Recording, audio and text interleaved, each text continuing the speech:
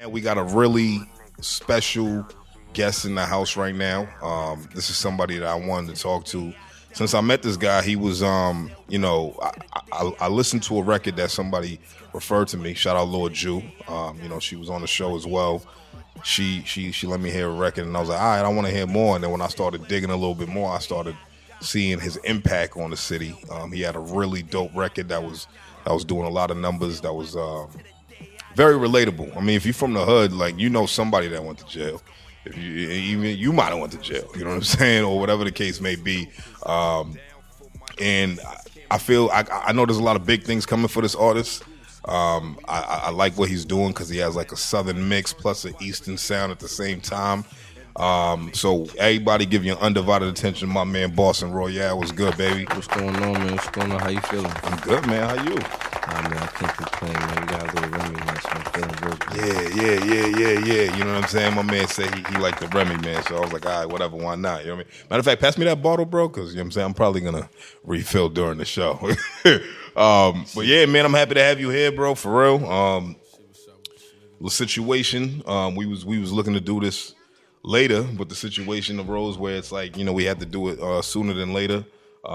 Leaders adjust, man, and here we are, man. So I really want to dive into your story, talk about, what really got you on the Boston scene, starting off with Securus. Securus was that record that I was talking about that is relatable to people who know somebody who was in jail or incarcerated or, things of that nature. So what inspired that record, man? Like, what made you want to make that? I remember that like it was yesterday. It was really just one big thing that you get in there is having a phone. That phone is real big, so yeah. A lot of people don't realize that's kind of your escape. So I used to get on the phone a lot, and it was only with a couple people. So it was like those people who I was on the phone with, that was kind of, what started that record. And it was one specific, shout out my man Nassau, $1 Billion Visions.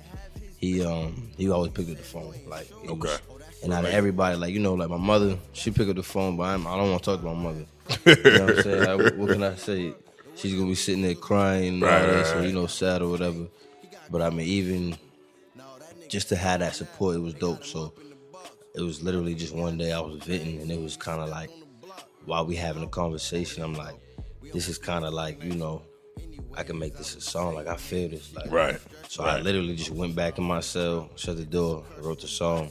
It took me like maybe 2 times of sitting down. Like, just 2 sessions, it was done. Right, because it's a real life situation that you're just putting on paper.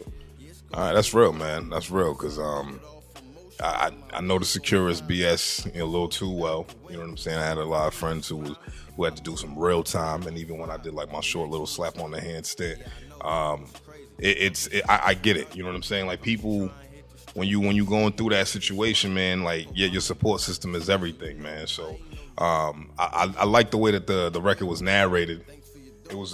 You sound like you were just talking to somebody, right? You know what I'm saying? So it's kind of like a one-sided conversation, but I wanted to make sure that people understood the entire conversation. So that was my main thing with that, like, being able to, just with one person, being able to reflect the whole conversation. And I felt like that was kind of the creativity behind the record, which was another thing that, just being in jail and being, behind bars, you don't got nothing else to do. It's like your mind's really rolling. So it was like the creativity factor. I'm like, I'm about to get crazy with this. Where was you at, like, as far as like when you was locked up? I was at Nash. Okay. I was at Nash. Okay, so is that how you know them Shooters Music fellas? Yeah. Shout out to Shooters Music, man. A-Zip, chillin', man. Yeah, good dudes, man. Solid fellas, man. I had them on the podcast a few weeks back, man. A-Zip's doing some dope shit, man. I see that, you guys exchange interaction online and shit a lot, so I figured there was a connection there. Yeah, I mean, I just got off the phone with them, like, earlier, maybe less than an hour ago. Like, okay. Them my people, like, even it's funny because when we was in there, the person who I wrote Securus about, I remember he was telling me, like, everybody you meet in there, like, just talk to everybody. Like, you know what I mean? Just talk to everybody. You don't never know who you're going to meet. Right. So I'm looking at him, like, I don't know what the hell you talking about. Like, I'm going to keep it to myself.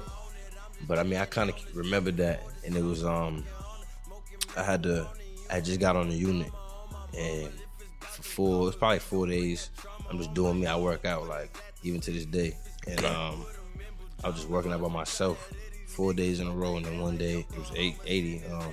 He came up to me, he's like, "Yo, trying to work out with us?" I'm like, yeah, right. All right, cool. After that, it was love. It was love never all no. Everything was always good. You know, we started eating together. You know, chopping it. That's real. He did the music. I did the music. There's a couple tracks. You know, we got in the works already. Got some videos in the works already. But we was literally putting together tracks in there. Like, That's I fire. remember that. And it was like even Securus. I remember letting them hear Securus in there. Okay. But people wasn't even hearing it. Right. Because I like, you know, with the melody shit. Right. They want to hear me sing. Right. So they're like, yeah, all right, yeah, that's cool.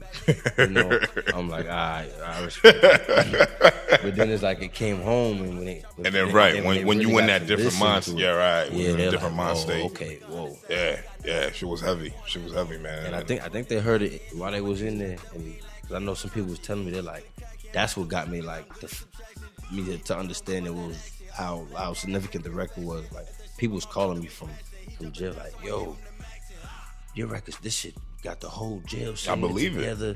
I believe and it. And it was like Millie's had reached out to E-Devil and was like, yeah, bro, tell them Boss on Royale, my mans, you know, they say that record's popping in there. That's dope.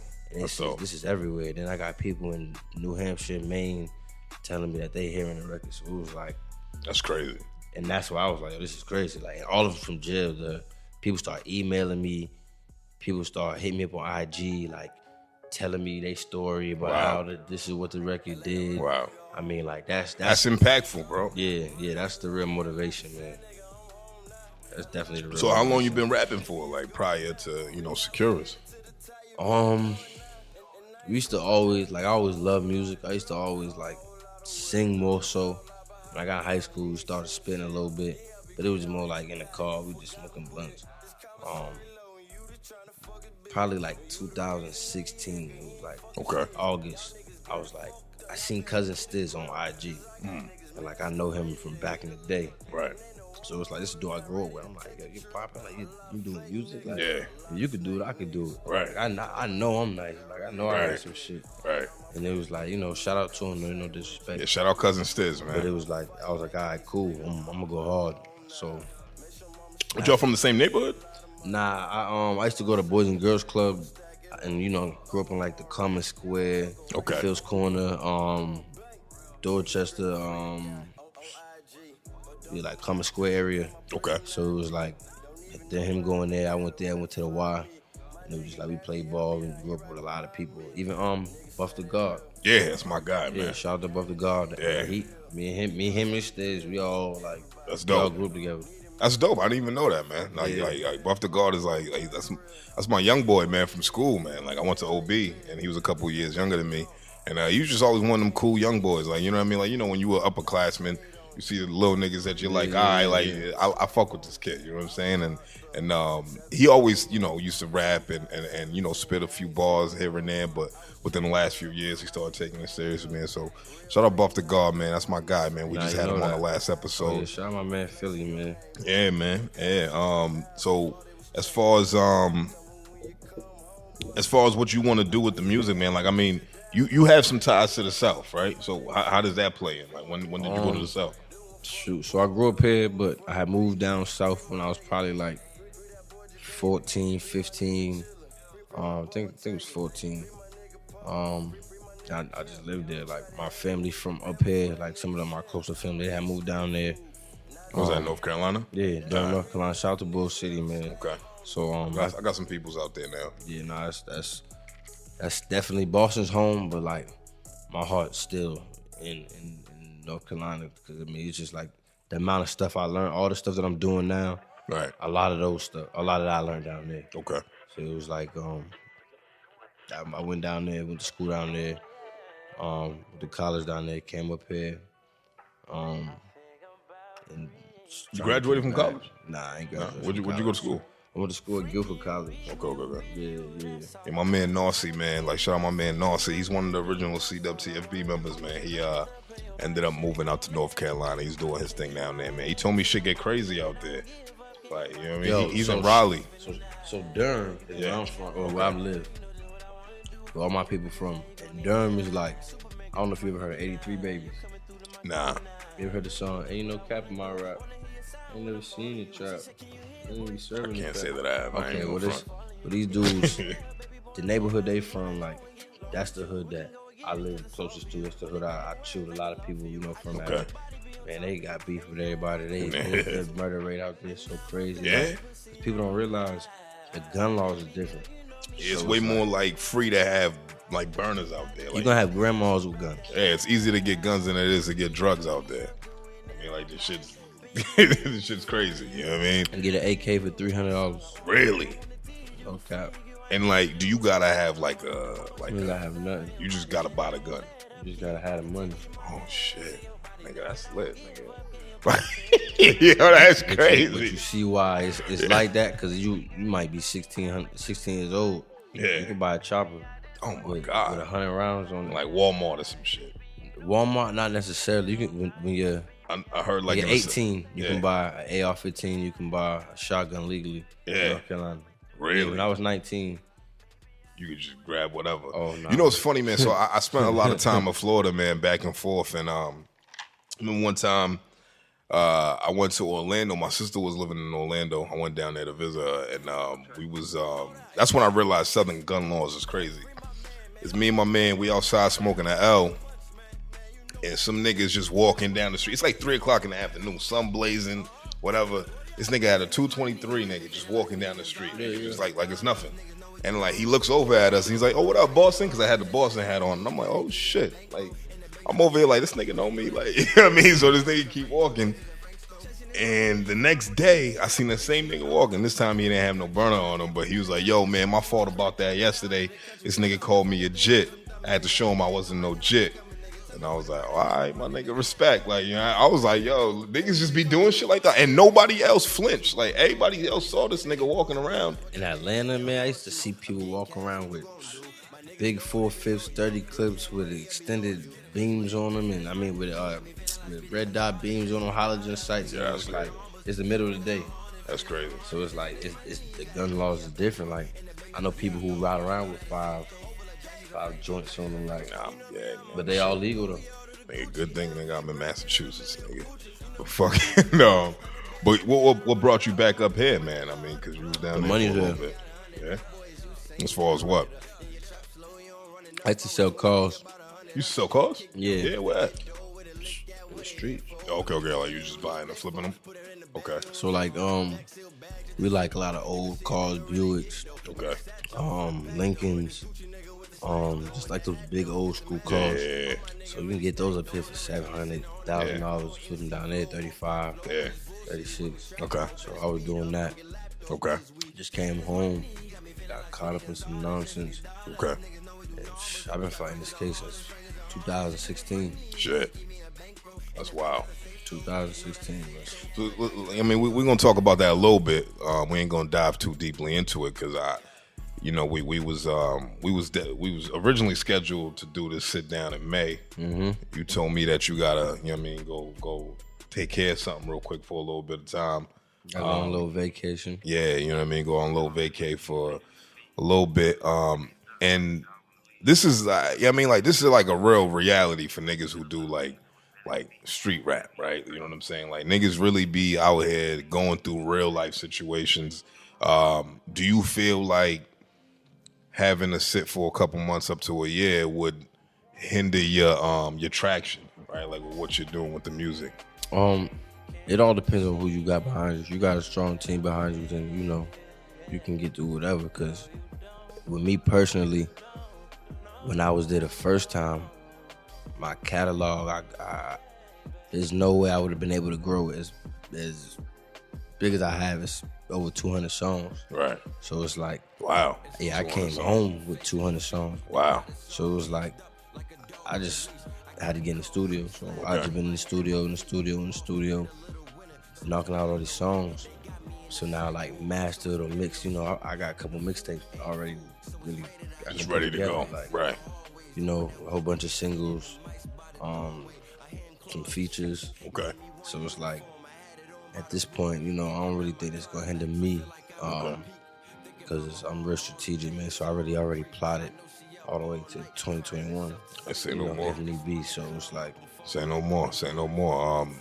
Let's talk about your singles that you got out. Like the first one that I heard from you, that Lord Jew put me on to was Chasing This Money.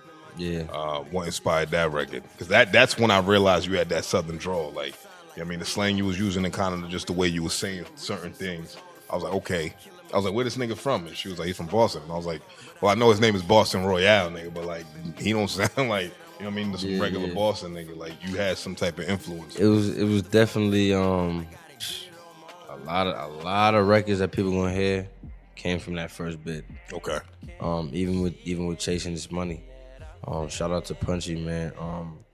Another dude that I met in there, he was probably the first two dudes that I met in there, and I said, like, this is like internally, I said this in my head, like, this dude and this dude is they can make it. They got everything to take. It was A-Zip and Punchy. Okay. So it's crazy that, like I said, A-Zip came home. Is Punchy still bagged? Or? Yeah, he'll be home soon. He'll be home soon. But it was him that I'm like, yo, this dude is he's nasty. Yeah. Like it's like that. Yeah, like I remember he came on the unit and I don't know what I was doing. He just walked in and said, yo, I heard you could rap. Okay. Like, let me hear something.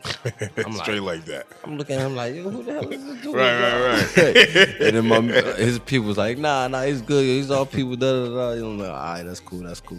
So then I let him hear some stuff, and he let me hear stuff. He was just like freestyle. Right.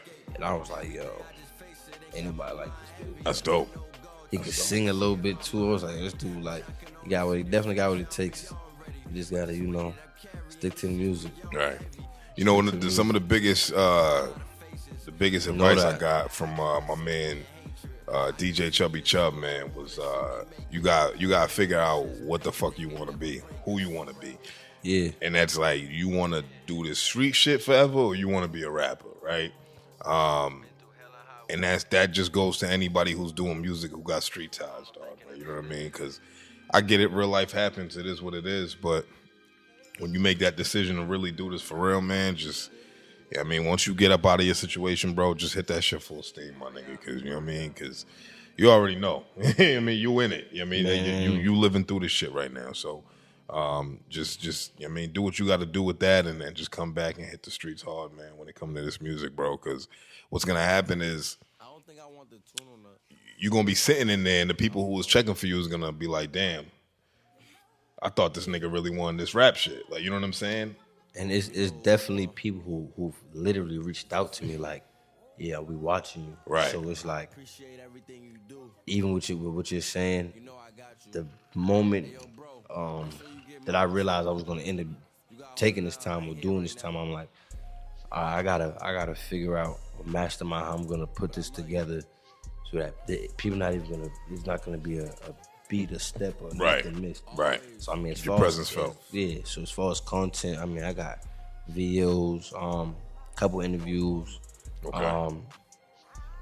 photo shoots, freestyles, couple projects, couple singles. I got individual features that's dropping. Okay. And you know, everybody, we all on the same board, so it's like, you might not see me, but just know I'm the puppet master, man. Okay. You got some shit with Lord Jew about to drop? Oh yeah, we got some. Yeah, she was telling me y'all was working, man. I got some. Can't wait to hear that, man. I'd like to see how y'all styles mesh on a record. That track's crazy because, again, another one I wrote behind the wall. Okay. But it was just like, you know, she got up on it, she heard it. I felt like this is definitely for you, like. All right. She did a thing on it, put a nice little twist on it. I know the ladies gonna love it. Yeah. Okay. That's what's up, man. That's what's up. So as far as your relationship with E Double, man, I see you was on Jam in 94.5. Yeah, shout out to E Double. Yeah, shout out to DJ E Double, man. Like how'd that come to be? I really just hit him up, man, and was letting him know about all the trials and the tribulations, man, that I got going on, you know. Shout out to that EP, Trials and Tribulations. Trials and Tribulations, you know, it's coming March 21st. Okay. But I just let him know about everything that was going on, the situation, you know, it was just real genuine. Okay. Just, you know, let him know like, hey, just came home, I'm hungry, like, you don't gotta play this on the launch pad, but just listen to it. Okay. I'm like, if you could do that for me and you really listen to it, I'll take that because I know the song. I know what it could do. So he listened to it. And Yeah, he loved it. he was like, yeah, this is it. This is it. Like, this is something I think that we should put on the launch pad. And like I said, it was like A lot of people 9 stand months behind it. straight. Yeah. That's crazy, man. Like Straight. that might be like a Boston record type shit. Like, you know what I mean? Like even with E-Dub, like he's this is his words, not mine. But he was like, that's like a timeless Boston staple as far as the headphone crew, like Okay. Yeah. as far as, Headphone you know, crew. who really appreciates you. Bottom So, 10, top 10, you know what I'm saying? You know that. I mean, what unit was you on in that? I was on 2-1. Okay. Shout out to 2-1, man. Everybody was on 2-1. I know who y'all are. Fucking, you know what's crazy, man, about being locked up? And this is not my experience, but you look at how you're safer in there. Like, if you a nigga out here that got beef, like real street beef, a lot of the times you just safer in there. Cause there was this nigga that, you know, I met like my first, like, I mean, I ain't never been to jail, bro. You know, you do a couple weeks or whatever. You go over there and I meet this dude. Shout out my man Frog, R.I.P. man. He got into it with me because I don't know jail rules, nigga. I don't know how shit go, nigga. Like, you know what I'm saying? Rules. It's definitely rules. The nigga was sitting at the chair. He left his ID on the chair. Nigga, I moved the shit, put it on the fucking table next to the chair. I sit my black ass down. I'm watching the movie, nigga. Right? This nigga's tight, nigga. He loses his shit. Like, it's time to go back in the cell, whatever. This nigga walk up like, nigga, da da da da. So now I'm like, now I gotta exert my dominance. Like, I don't really want to be this nigga because I really don't want to fight this nigga. You know what I'm saying? Like, I'm like, just want to keep it cool. And not only that, the door is fucking closing. So it's like, why are we arguing behind a fucking door? And I was like, nigga, I'm gonna see you when we get out. Whatever. Woo, woo, woo. Right? He goes to his cell, and after that, it blows over. We have a conversation or whatever, and we come to an understanding. He was like, yo, nigga, you ain't never been in here. There's certain shit you just can't be doing, nigga. This is my house, nigga. I've been here, whatever. Woo, woo, woo. And I'm like, all right, bro, respect, whatever. And after that, we was cool. Like, it was love. You know what I'm saying? Yeah. I knew I was going home real soon, and I did. And he was coming out like a few months after. And the nigga, like, got killed like a few weeks after he got out, bro. Like, the shit was fucked up. Because it's like, like, when you build relationships while you in there, and you like, yo, nigga, like, definitely, like, when you touch down, hit me, nigga, here's my math, nigga, we gon' woo, woo, woo. Like, there was this other nigga I was back with that he told me to reach out to his shorty who was rapping at the time, and I did. I reached out to her, did a few records with her, all types of shit. Like, so you, like, actually build relationships with niggas, and then you realize, like, damn, this nigga was actually in a better situation while he was in there, my nigga, because he just got out and he didn't even get a chance to fucking enjoy his freedom.